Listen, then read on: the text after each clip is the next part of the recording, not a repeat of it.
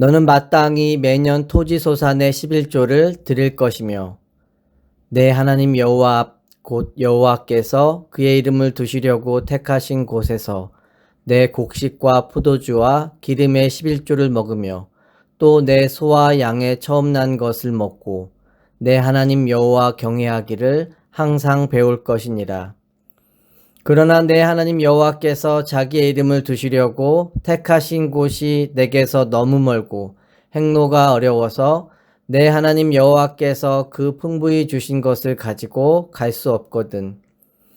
그것을 돈으로 바꾸어 그 돈을 싸가지고 내 하나님 여호와께서 택하신 곳으로 가서 내 마음에 원하는 모든 것을 그 돈으로 사되 소나 양이나 포도주나 독주 등 내 마음에 원하는 모든 것을 구하고 거기 내 하나님 여호와 앞에서 너와 내 권속이 함께 먹고 즐거워할 것이며 내 성읍에 거주하는 레위인은 너희 중에 분깃이나 기업이 없는 자이니 또한 저버리지 말지니라.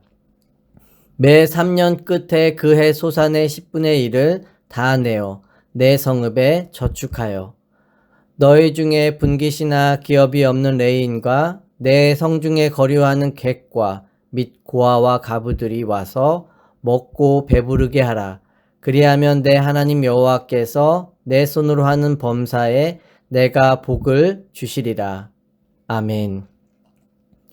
22절을 보시면 이스라엘은 그들의 1년 소출의 10분의 1을 하나님께 바쳐야 했습니다.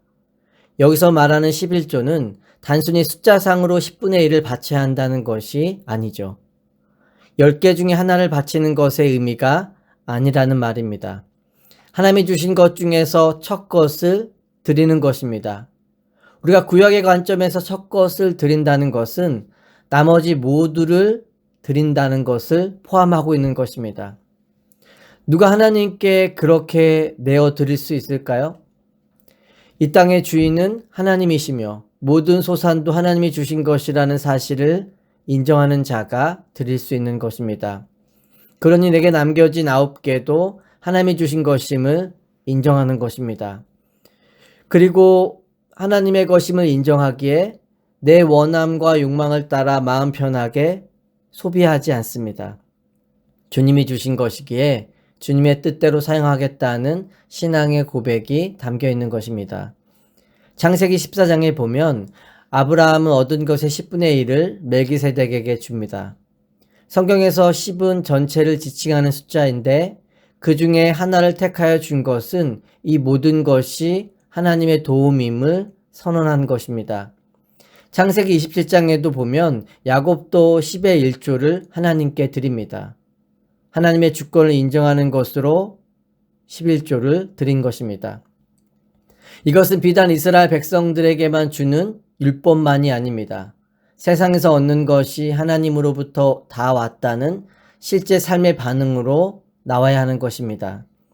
마태복음 23장 23절에 보면 화 있을진저 외식하는 서기관들과 바리새인들이여 너희가 박하와 회향과 근체의 11조는 드리되 율법에 더 중한 바 정의와 긍휼과 믿음은 버렸도다. 그러나 이것도 행하고 저것도 버리지 말아야 할지니라. 서기관과 바리새인들은 11조를 냈습니다. 하지만 내면의 마음은 하나님의 주권을 인정하지 않고 여전히 자신이 높아지기를 원하였습니다. 11조는 율법이 아닙니다. 하나님의 은혜에 대한 우리의 반응이죠. 우리는 하나님께서 왜 11조를 내라고 말씀하시는지 그 의미를 잘 알아야 합니다. 신명기적 관점에서 11조의 교훈은 23절을 통해 이렇게 표현되어 있습니다. 내 하나님 여호와 경외하기를 항상 배울 것이니라. 이것이 가장 중요한 11조의 개념입니다. 11조를 드리는 신앙적 결단은 하나님 경외하는 것을 배우는 것입니다. 하나님의 주권을 인정하고 하나님이 주신 것에 대해 감사하는 것입니다. 잠언 9장 10절에 보면 여호와를 경외하는 것이 지식의 근본이요 거룩하신 자를 아는 것이 명철이니라. 내 삶의 근원과 힘의 출처가 다른 것에 있지 않고 오직 여호와께 있음을 인정하는 것입니다. 23절과 26절에 보면 이스라엘은 여호와께 드리는 제물을 따로 떼어놓고 지정된 성소에서 온 가족이 함께 먹으며 즐거워하였습니다. 우리는 삶에 주어지는 복들을 당연하게 여기며 손쉽게 얻고 누리며 살아갑니다. 하지만 24절의 말씀은 내가 누리는 것들이 내 노력의 결과물이 아니라 내 하나님 여호와께서 풍부히 주신 것임을 상기시킵니다. 땅도 하나님이 창조하신 것이고 그 땅에 따른 결과물도 하나님이 주신 것입니다. 그러니까 원인과 결과 모두 하나님께 있는 것입니다. 하나님의 주심과 도우심이 없었다면 우리가 수확을 얻을 수 없고 누릴 수 없습니다.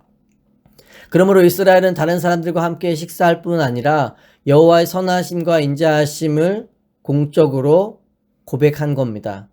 이스라엘이 이런 식사의 자리를 하러 올 때 각 가족은 그것을 자비롭게 다른 사람들과도 함께 나누어야 했습니다. 27절과 29절을 통해 알 수 있듯이 우리가 믿는 여호와 하나님께서 자비로우심으로 그의 백성들 역시 하나님의 자비하심을 따라 자비의 삶을 살아야 했던 것입니다. 레위인들은 지역 제사장들을 그 식사 자리에 초대했습니다. 왜냐하면 그들이 하나님께로부터 경작할 수 있는 자기 영토를 받지 못했기 때문입니다. 이 식사는 3년마다 각 지역에서 벌어졌는데 28절에 보면 이를 위해 히브리 백성들은 자신들의 소산을 가져와 내 성읍에 저축해야 했습니다. 그리고 저축된 것으로 지역의 제사장뿐만 아니라 성중에 거하는 객과 고아와 가부들과 함께 그것들을 함께 나누었습니다. 26절에 보면 그들이 하나님 앞에서 기뻐하는 자리죠. 하나님과 단순히 축제 현장을 바라보시는 것으로 그들의 모임 가운데 참여하신 것이 아니라 축제의 자리에 함께하고 계십니다. 이것이 본문을 통해 하나님 앞에서라는 표현이 갖고 있는 의미입니다. 즉 하나님 우리와 함께 하시는 임마누엘의 하나님입니다.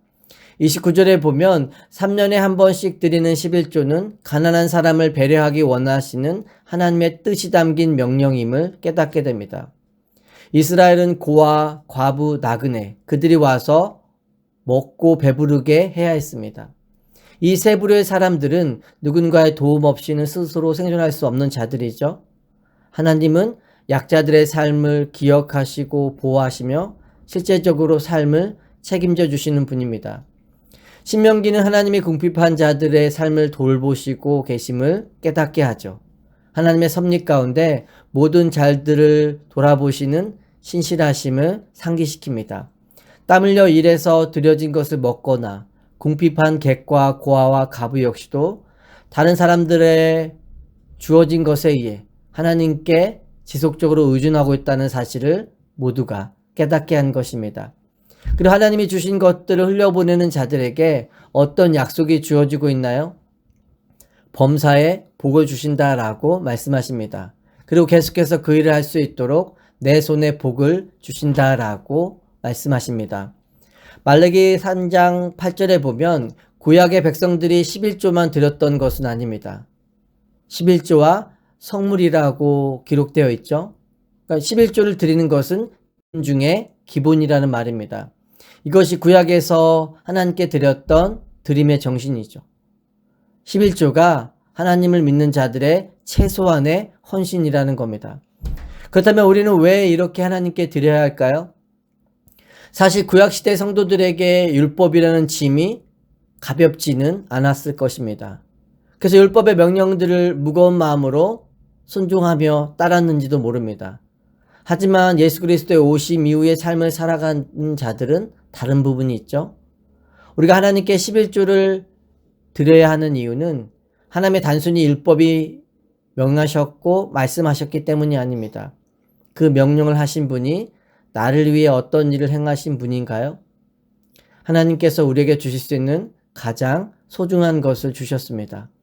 바울은 로마서 8장 32절을 통해 우리를 향한 하나님의 사랑을 이렇게 표현하죠.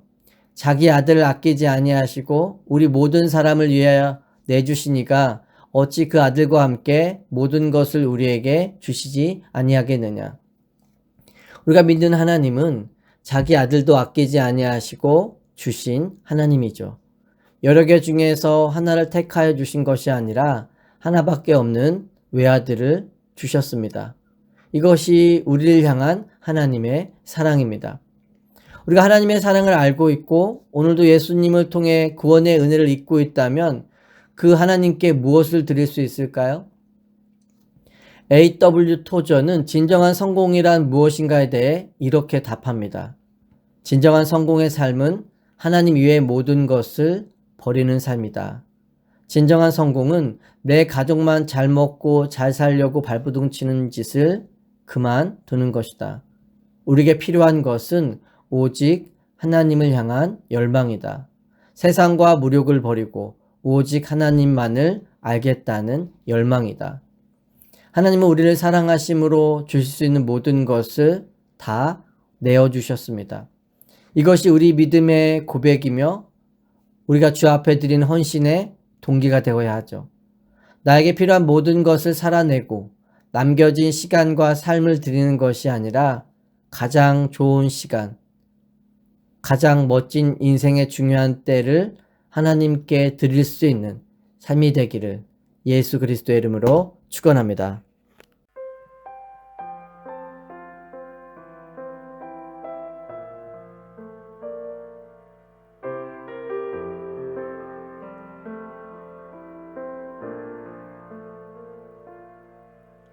하나님의 부르심에는 후회하심이 없네. 내가 이 자리에 선 것도 주의 부르심이라. 하나님의 부르심에는 결코 실수가 없네. 나를 부르신 하나님의 신실하심을 믿네. 날 부르신 뜻 내 생각보다 크고 날 향한 계획 나의 지혜로 생각 못하나 가장 좋은 길로 가장 완전한 길로 오늘도 나 이끄신 믿네. 작은 나를 부르신 뜻을 나는 알 수 없지만 오직 감사와 순종으로 주의 길을 가리라. 때론 내가 연약해져도 주님 날 도우시니 주의 놀라운 그 계획을 나는 믿으며 살리.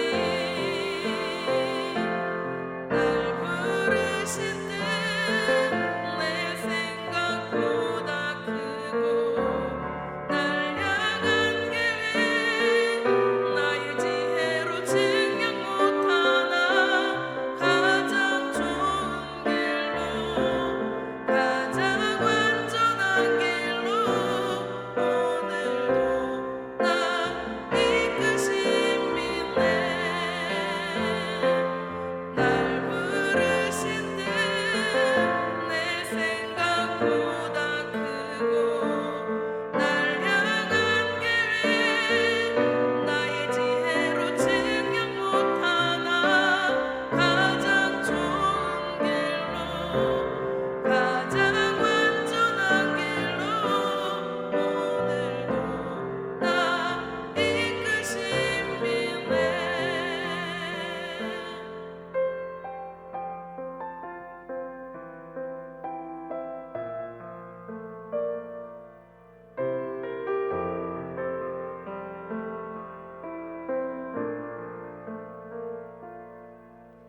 하나님의 부르심에는 후회하심